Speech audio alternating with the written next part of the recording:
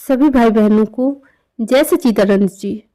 महाकवि कालिदास के कंठ में साक्षात सरस्वती का वास था। शास्त्रार्थ में उन्हें कोई भी पराजित नहीं कर सकता था। अपार यश, प्रतिष्ठा और सम्मान पाकर एक बार कालिदास को अपनी विद्वता का घमंड हो गया। उन्हें लगा कि उन्होंने विश्व का सारा ज्ञान प्राप्त कर लिया है और अब सीखने को कुछ बाकी नहीं बचा। उनसे बड़ा ज्ञानी संसार में कोई दूसरा नहीं है। एक बार पड़ोसी राज्य से शास्त्रार्थ का निमंत्रण पाकर कालिदास राजा विक्रमादित्य से अनुमति लेकर अपने घोड़े पर रवाना हुए। गर्मी का मौसम था, धूप काफी तेज थी और लगातार यात्रा से कालिदास को प्यास लगाई। थोड़ी तलाश करने पर उन्हें एक टूटी झोपड़ी दिखाई दी।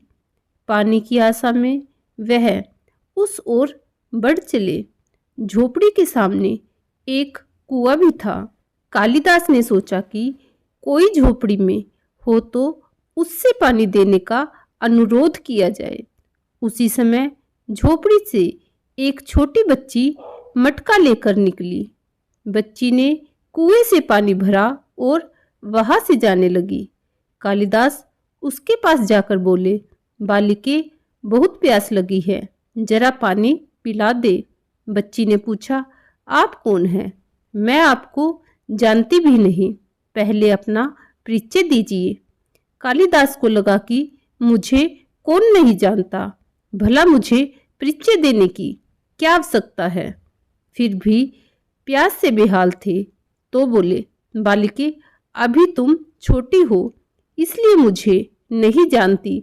घर में कोई बड़ा हो तो उसको भेजो, वह मुझे देखते ही पहचान लेगा। मेरा बहुत नाम है और दूर दूर तक लोग मुझे जानते हैं।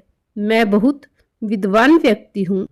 कालिदास के बड़बोलेपन और घमंड भरे वचनों से अप्रभावित बालिका बोली, आप असत्य कह रहे हैं।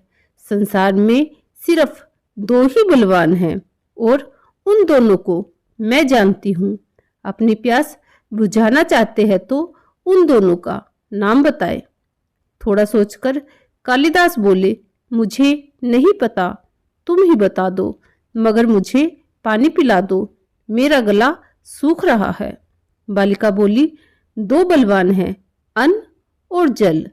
भूख और प्यास में इतनी शक्ति है कि बड़े से बड़े बलवान को भी झुका दे। देखिए, प्यास ने आपकी क्या हालत बना दी है। लड़की का तर्क सुनकर कालिदास चकित रह गए। बड़े बड़े विद्वानों को पराजित कर चुके कालिदास एक बच्ची के सामने निरुत्तर खड़े थे। बालिका ने दोबारा पूछा, सत्य बताए, आप कौन हैं? वह चलने की तैयारी में थी।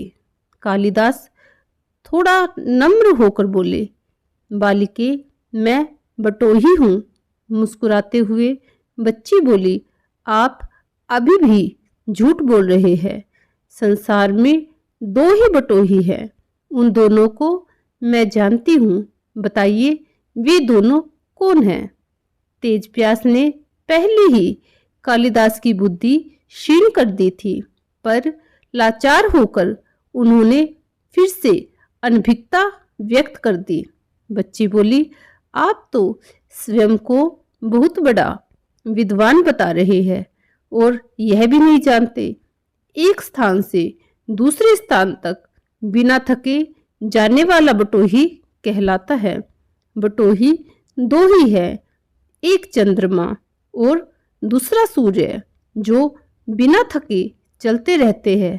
आप तो थक गए हैं, भूख प्यास से बेदम हैं, आप कैसे बटोही हो सकते हो? इतना कहकर बालिका ने पानी से भरा मटका उठाया और झोपड़ी के भीतर चली गई। अब तो कालिदास और भी दुखी हो गए। इतने अपमानित वे जीवन में कभी नहीं हुए। प्यास से शरीर की शक्ति घट रही थी, दिमाग चकरा रहा था। उन्होंने आशा से झोपड़ी की तरफ देखा। तभी अंदर से एक बूढ़ी औरत निकली। उसके हाथ में खाली मटका था। वह कुएं से पानी भरने लगी। अब तक काफी विनम्र हो चुके कालिदास बोले, माते पानी पिला दीजिए, बड़ा पुण्य होगा। औरत बोली, बेटा मैं तुम्हें जानती नहीं, अपना परिचय दो, मैं अवश्य पानी पिला दूंगी। कालिदास ने कहा, मैं मेहमान हूँ, कृपया पानी पिला दे। बूढ़ी औरत बोली, तुम मेहमान कैसे हो सकते हो? संसार में तो दो ही मेहमान हैं, पहला धन और दूसरा यौवन। इन्हें जानने में समय नहीं लगता। सत्य बताओ, तुम कौन हो? अब तक सारे तर्क से पराजित होकर कालिदास बोले, मैं सहनशील हूँ, अब आप मुझे पानी पिला दे। बूढ़ी औरत ने कहा, नहीं, सहनशील तो दो ही है। पहली धरती जो कि पापी और पुण्यात्मा सबका बोझ सहती है, उसकी छाती चीरकर बीज बो देने से भी वह अनाज के भंडार भर देती है। दूसरे पेड़ जिनको पत्थर मारो फिर भी मीठे फल देते हैं। तुम सहनशील नहीं, सच बताओ तुम कौन हो? कालिदास लगभग बेहोशी की हालत में आ गए और तर्क वितर्क से झल्लाकर बोले, मैं हठी हूँ। बूढ़ी औरत बोली, फिर है सत्य? हठी तो दो ही है, पहला नख और दूसरे केस। कितना भी काटो बार बार निकल आते हैं। सत्य कहे ब्राह्मण, आप कौन हो?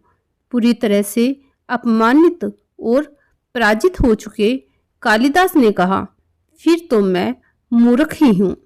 नहीं, तुम मूर्ख कैसे हो सकते हो? मूर्ख तो दो ही है, पहला राजा जो बिना योग्यता के भी सब पर शासन करता है और दूसरा दरबारी पंडित जो राजा को प्रसन्न करने के लिए गलत बात पर भी तर्क करके उसको सही सिद्ध करने की चेष्टा करता है। कुछ भी बोल न सकने की स्थिति में कालिदास बूढ़ी औरत के पैरों में गिर पड़ा और पानी की याचना में गिड़गिड़ाने लगा। बूढ़ी औरत ने कहा, उठो वत्स। आवाज सुनकर कालिदास ने ऊपर देखा तो साक्षात माता सरस्वती वहां खड़ी थी। कालिदास जी पुण्य नतमस्तक हो गए। माता ने कहा, शिक्षा से ज्ञान आता है, ना कि अहंकार। तूने शिक्षा के बल पर प्राप्त मान और प्रतिष्ठा को ही अपनी उपलब्धि मान लिया और अहंकार कर बैठे। इसलिए तुम्हारे चक्षु खोलने के लिए मुझे ये संवांग करना पड़ा। कालिदास को अपनी गलती समझ में आ गई और भरपेट पानी पीकर वे आगे चल पड़े।